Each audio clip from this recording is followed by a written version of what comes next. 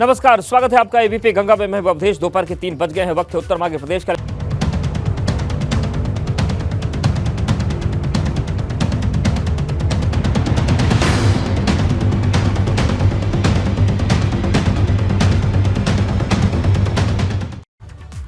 शुरुआत करते हैं उत्तर मध्य प्रदेश के 24 में भाजपा की हैट्रिक की तैयारी।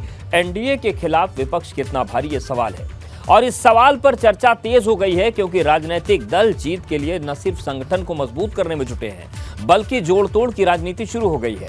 भाजपा 2024 की जीत की हैट्रिक लगाने के लिए संगठन में बदलाव कर सकती है, तो विपक्ष एकजुट होकर भाजपा के विजय रथ को रोकने की प्लानिंग बना रहा है। तो क्या विपक्ष भाजपा को रोक पाएगा? क्या भाजपा में विपक्ष की तैयारियों से निपटने की प्लानिंग बनी है? आखिर किसकी प्लानिंग मजबूत है? उत्तर मांग रहा है प्रदेश।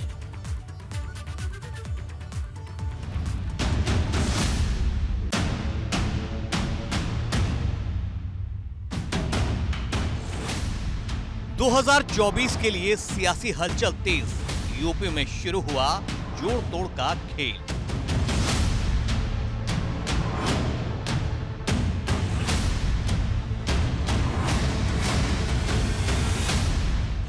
दिल्ली के लिए केजरीवाल का अग्निपथ भाजपा को रोकेगा अखिलेश यादव का रथ। में यहीं से आए थे, 24 में यहीं से जाएंगे और बीजेपी के खिलाफ जनता है। जैसा मैंने पहले कहा, इसका जवाब इनके पास कुछ हो तो बताएं। इसलिए मैं समझता हूँ जनता इनसे निराश हुई है। जनता ने बहुत भरोसा किया भारतीय जनता पार्टी पे, लेकिन इस बार जनता इनको सबक सिखाएगी।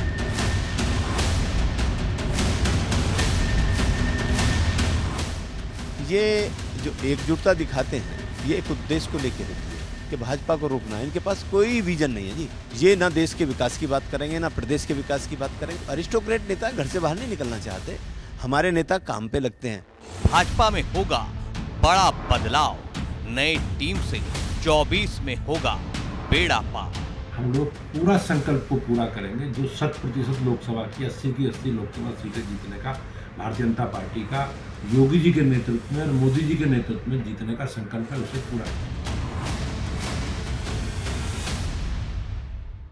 जो हमारा लक्ष्य है कि 80 सीटें जीत कर उत्तर प्रदेश से आदरणीय नरेंद्र मोदी जी को एक बार फिर से तीसरी बार देश का प्रधानमंत्री बनाए हम सब लोग। यह संकल्प हम लोगों के मन में जो है, तो उसे कैसे हम लोगों को अचीव करना है। टिफिन प्लान से भाजपा में उत्साह, संगठन में बदलाव से राह होगी आसान।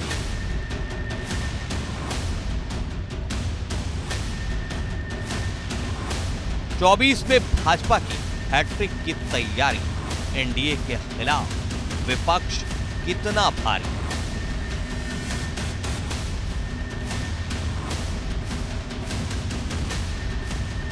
उत्तर मांगे प्रदेश। सबसे पहले समझते हैं कि भाजपा हैट्रिक के लिए क्या प्लानिंग कर रही है। 2014-2019 में लगातार जीत के बाद 2024 के लिए भाजपा की योजना क्या है? फिलहाल खबर यह है कि भाजपा बड़े बदलाव की तैयारी में है। आखिर 2024 में भाजपा में क्या बदलाव हो सकता है? राज्यों के प्रभारी बदल सकते हैं, कुछ राज्यों के प्रदेश अध्यक्ष बदलेंगे, नए चेहरों को संगठन में मौका मिलेगा, पार्टी महासचिव बदल सकते हैं, प्रवक्ता, राष्ट्रीय सचिव पद पर फेरबदल हो सकता है और उप मुख्यमंत्रियों को चुनावी राज्यों का प्रभार दिया जा सकता है। तो ये बदलाव है और ये बदलाव करना इसलिए जरूरी है क्योंकि 2024 में भाजपा की चुनौतियां बड़ी हैं। विपक्ष की एकजुटता ये बहुत बड़ी चुनौती है क्योंकि विपक्ष एकजुट हो रहा है। दक्षिण का कमजोर द्वार, क्योंकि दक्षिण का एक जो राज्य बचा था वो भी हाथ से चला गया। पश्चिम बंगाल में ममता बनर्जी की जो मजबूती है उसका तोड़ खोजना भी भाजपा के लिए बहुत बड़ी चुनौती है। भाजपा के सामने चुनौतियां हैं, लेकिन भाजपा का रास्ता रोकने के लिए विपक्ष क्या कर रहा है वो भी आपको हम बताते हैं। विपक्षी दलों को एकजुट करने की कोशिश हो रही है और विपक्ष के नेताओं से बिहार के सीएम नीतीश कुमार मुलाकात करने जा रहे हैं। 23 जून को पटना में एकजुटता के लिए बैठक बुलाई गई है, तो विपक्षी दलों को एकजुट करने की लगातार कोशिशें चल रही है। 23 जून को पटना में बैठक है। दिल्ली के सीएम अरविंद केजरीवाल विपक्षी दलों से मुलाकात कर रहे हैं लगातार। भाजपा को घेरने के लिए अखिलेश केजरीवाल की भी मुलाकात है और संसद भवन के उद्घाटन कार्यक्रम के बहिष्कार में 21 दल साथ थे, तो पहली बार मजबूती से विपक्ष एक प्लेटफॉर्म पर दिखा। अखिलेश यादव ने लखीमपुर खीरी से रथ यात्रा की शुरुआत कर दी है।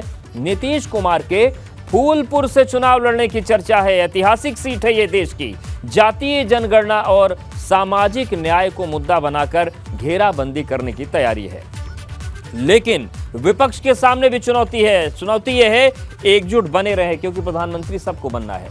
किसका कहां गठबंधन है, ये चुनौती है। विपक्ष का नेता कौन होगा, ये सबसे बड़ी चुनौती है। और पीएम मोदी के खिलाफ मुद्दे क्या लाए जाएं, क्योंकि अभी तक मोदी को हटाने की बात चल रही है, लेकिन किन मुद्दों पर हटाएंगे, ये भी जनता के सामने एक अच्छा प्रोजेक्शन करने की जरूरत होगी। ये चुनौती है। विपक्ष के बड़े नेताओं को पार्टी में रोके रहने की खबर भी चुनौती है, क्योंकि खबर यह है कि सपा नेता दारा सिंह चौहान फिर से भाजपा में जा सकते हैं। ऐसे में और नेता भी मौके की तलाश में हो सकते हैं। ऐसे में तमाम सियासी सवालों के साथ हम चर्चा करेंगे। हमारे साथ फराज किदवई जी हैं, प्रवक्ता समाजवादी पार्टी, अरुण राजभर जी हैं, प्रवक्ता सुभाषपा, ओपी सिंह जी हैं, प्रवक्ता भाजपा, और शैलेश अरोड़ा हमारे सहयोगी जुड़ रहे हैं लखनऊ से। आप सभी का बहुत स्वागत है। शैलेश, सबसे पहले आपके पास आ रहे हैं। ये जो सियासी मोर्चेबंदी चल रही है, इसमें विपक्षी एकता बड़ा महत्वपूर्ण रोल अदा करेगी। उसको लेकर क्या कवायदें चल रही हैं और कौन कौन सी कवायद लखनऊ से जुड़ रही है? बिल्कुल अवधेश, देखिए जो विपक्षी एकता का आपने जिक्र किया तो उसी की तस्वीर होगी आज जब आम आदमी पार्टी के जो अध्यक्ष हैं और दिल्ली के मुख्यमंत्री अरविंद केजरीवाल जब लखनऊ में होंगे। कुछ ही देर में उनकी सपा कार्यालय पर सपा अध्यक्ष अखिलेश यादव से मुलाकात होगी। उनके साथ में पंजाब के मुख्यमंत्री भगवंत मान भी मौजूद रहेंगे। सपा कार्यालय के बाहर का हम आपको एक नज़ारा दिखाएं। हलचल यहाँ का आप नजारा देखिए कि किस तरह से पूरी रोड पर, क्योंकि देखिए इस समय वक्त हो चला है जबकि यहाँ पर जो दिल्ली के मुख्यमंत्री केजरीवाल हैं वो और पंजाब के मुख्यमंत्री भगवंत मान पहुंचेंगे। और आप देखिए पूरी रोड पर सपा कार्यालय के सामने जो आपको बड़े बड़े होर्डिंग दिख रहे हैं, ये उनके स्वागत के लिए आम आदमी पार्टी के कार्यकर्ताओं ने लगाए हैं। और क्योंकि हम सपा कार्यालय के सामने यादव की आवाज तक, उसके आगे जो विक्रमादित्य मार्ग का जो मुख्य चौराहा है, वहां तक सिर्फ और सिर्फ इस समय आम आदमी पार्टी के आपको झंडे दिखेंगे, उनके होर्डिंग बैनर दिखेंगे। और यहाँ पर अपने कुछ देर पहले जो सपा के राष्ट्रीय महासचिव है शिवपाल यादव वो पार्टी कार्यालय पहुंचे हैं। सपा के विधायक और मुख्य सचेतक है मनोज पांडे वो पार्टी कार्यालय में समय पहुंचे। अभी प्रदेश अध्यक्ष तमाम पदाधिकारी आज जो ये बैठक होगी, देखिए कहने के लिए तो ये बैठक हो रही है जो केंद्र सरकार एक अध्यादेश ला रही है अधिकारियों के ट्रांसफर पोस्टिंग का जो अधिकार है जो एलजी के पास हो, इसको लेकर जो अध्यादेश राज्यसभा के पास कराने की एक तैयारी है, तो उसके विरोध उसके खिलाफ बिल्कुल। लेकिन निश्चित तौर से जब चुनावी माहौल है तो केवल एक अध्यादेश पे बात हो, ये संभव नहीं। जो बातें हैं वो आगे भी होंगी। फराज किदवई जी, विपक्षी एकता को लेकर कितने आश्वस्त हैं आप लोग? क्योंकि बड़ी चुनौती ये है कि अखिलेश जी भी देश के बड़े नेता हैं, ममता जी भी देश की बड़ी नेता हैं, नीतीश जी भी देश के बड़े नेता हैं। ऐसे में नेता सारे विपक्षियों का कौन होगा, ये चुनौती रहेगी क्या कि सभी स्वीकार कर लें, सहमति बन जाए?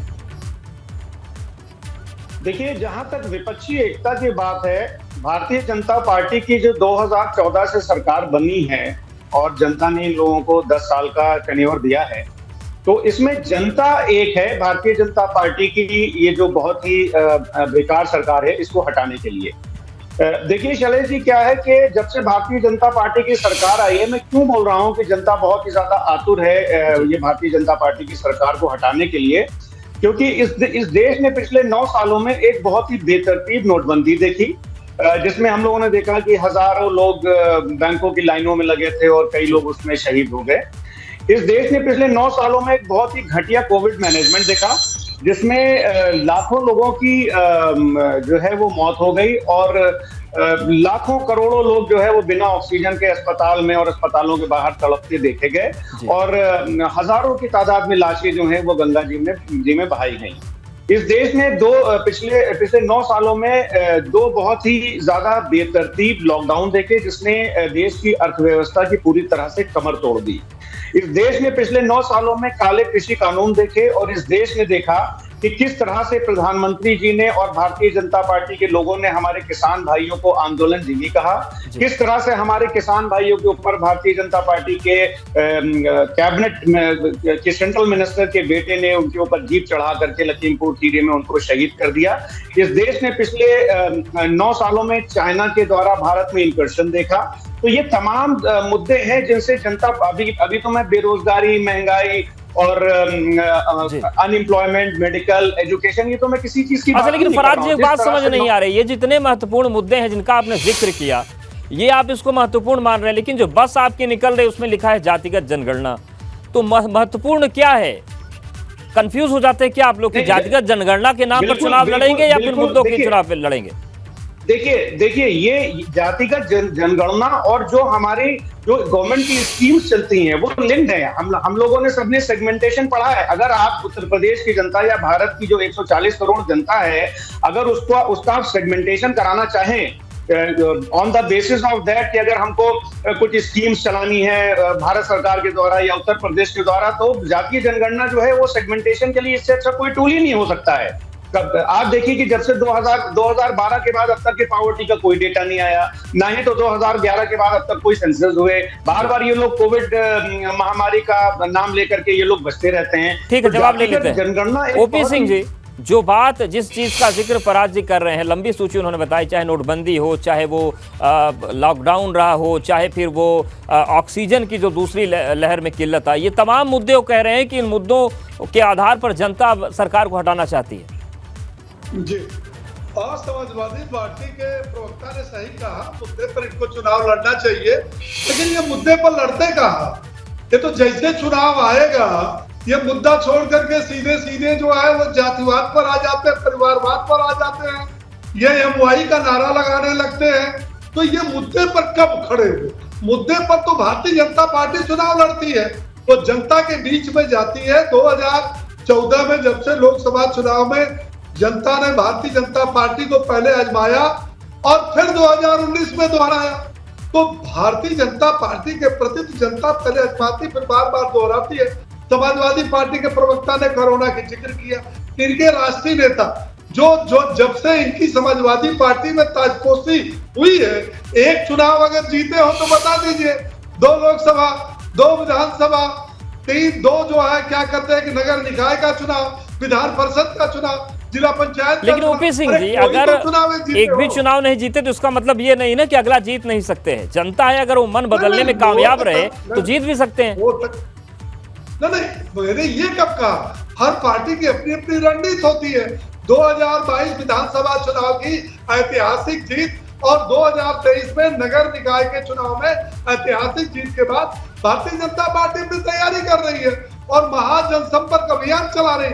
तो हम जाते हैं जनता के बीच में, तो हम ये MY का नारा नहीं लगाते, हम ये नहीं कहते हैं कि विधानसभा। ठीक है, इस पर जवाब लेंगे कि जो आप जातिगत वाली बात कर रहे हैं, लेकिन एक बार शैलेश का रुख कर लेते हैं। शैलेश, क्या हलचल है इस वक्त लखनऊ में? अरविंद केजरीवाल कब पहुंचेंगे और क्या चुनाव के मसले पर भी बातचीत हो सकती है अखिलेश यादव के साथ? हेलो,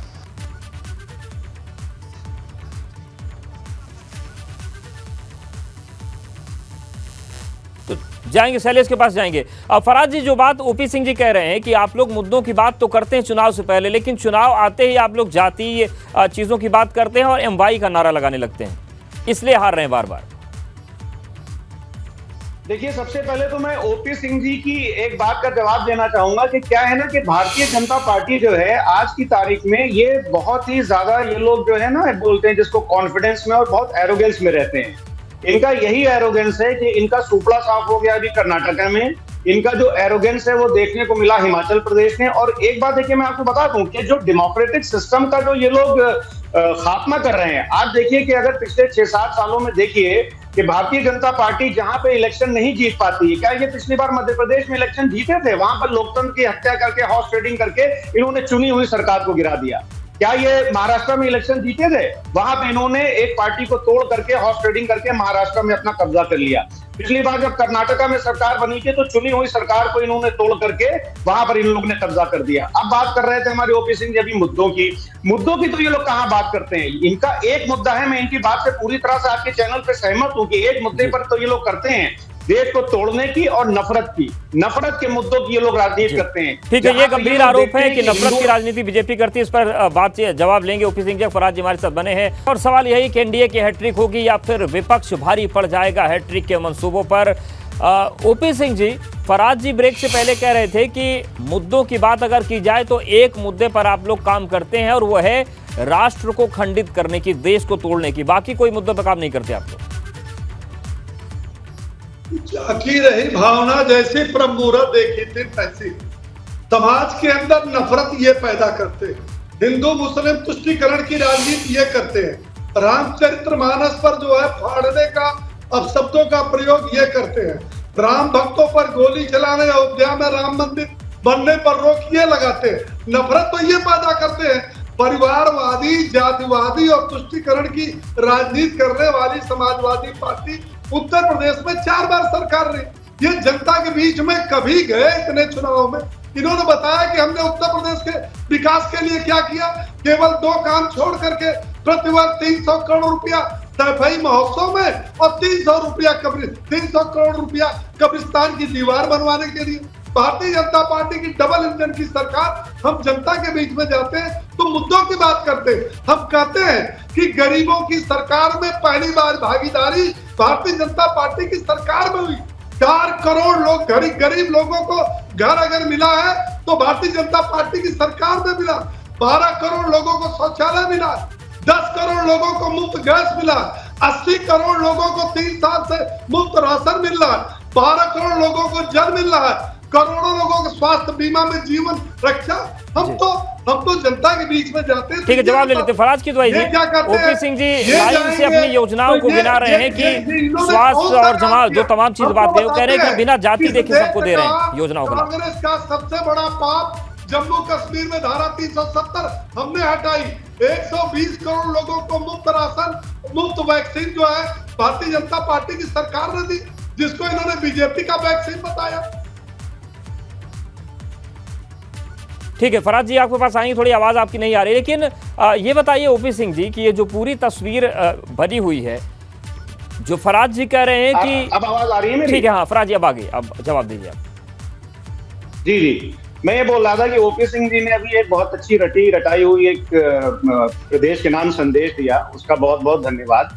लेकिन मैं इनको बताना चाहता हूं कि जो ये नफरत की दुकान खोले हुए हैं, अब क्या है देखिए, इनको जैसे उत्तर प्रदेश में या बिहार में इनको लड़ाने के लिए हिंदू मुसलमान मिल जाते हैं, वैसे ही मणिपुर में इन्होंने कुकी और निताई समुदाय को लड़ाने का काम किया। अरे आप सुन लीजिए ओपी सिंह जी, आपका भाषण हमने सुना। ये देखिए टॉलरेंस नहीं है इन लोगों में प्रॉब्लम ये ना कि इनमें टॉलरेंस है ही नहीं। अरे थोड़ा टॉलरेंट बनिए सर, विपक्ष को सुनिए। लोकतंत्र की तो हत्या कर ही रहे हैं आप लोग, इसी तरह से लोकतंत्र की हत्या कर रहे हैं। ओपी सिंह जी अब सुन लीजिए।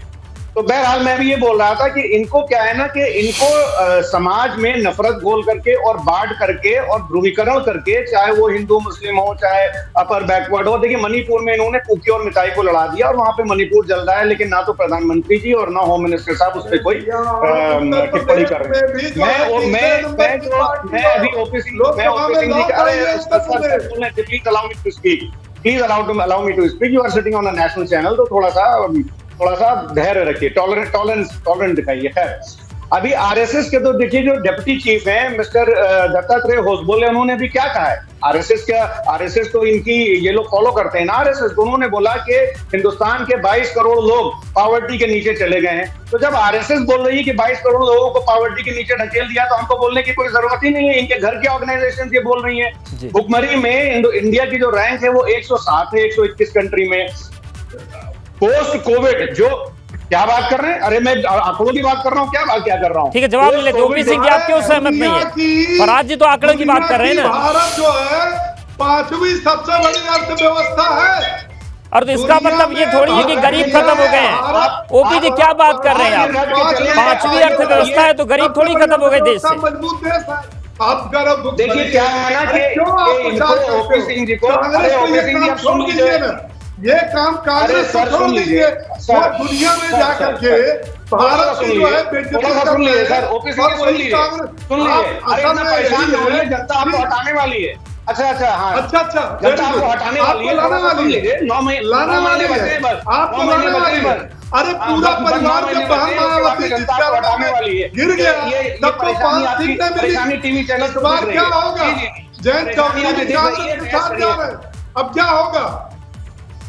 बहन मायावती के चरणों में जब पूरा पार्टी। ठीक है फराज जी, बस 10 सेकंड में भी बात पूरी कर लीजिए, वक्त एकदम नहीं, खत्म है वक्त। फराज जी ओपी सिंह जवाब ले लेते हैं। तो सर ओपी सिंह जी को जी मैं ये बोल रहा हूं कि आज देश में जो हालात, अभी ये 5th लार्जेस्ट इंडियन इकोनॉमी की बात कर रहे हैं, मैं मानता हूं कि 5th लार्जेस्ट इंडियन इकोनॉमी, लेकिन पर कैपिटा इनकम क्या है? 140 करोड़ लोगों का अगर मुल्क है, अगर देश है, तो उसमें उसकी जो इकोनॉमी होगी वो तो बड़ी होगी in terms of absolute value. इसमें कौन सा बहुत बड़ा रॉकेट साइंस ही बता रहे हैं। मैं तो ये बोल रहा हूं कि आरएसएस के डिप्टी चीफ जो बोल रहे हैं कि 22 करोड़ लोग पॉवर्टी के नीचे हैं इंडिया में, उसका जवाब ओपी सिंह जी से ले लीजिए। पहली बात। ओपी जी, दूसरी बात, आप भी 10 सेकंड में पूरा कर दीजिए क्योंकि ये बड़ा गंभीर आरोप है। आरएसएस तो कह रहा है जब, तो फिर आप तो मानेंगे ना? देखिए, ये झूठ बोलने की सबसे बड़ी मशीन है। उन्होंने ठीक है, और अब देखने वाली बात होगी कि जनता किसको सच मानती, किसको झूठ। आप दोनों का बहुत धन्यवाद हमारे साथ जुड़ने के लिए। तो कुल मिलाकर 2024 का माहौल बना हुआ, देखने वाली बात होगी कि किसकी रणनीति काम आती है। उत्तर मध्य प्रदेश में फिलहाल इतना है।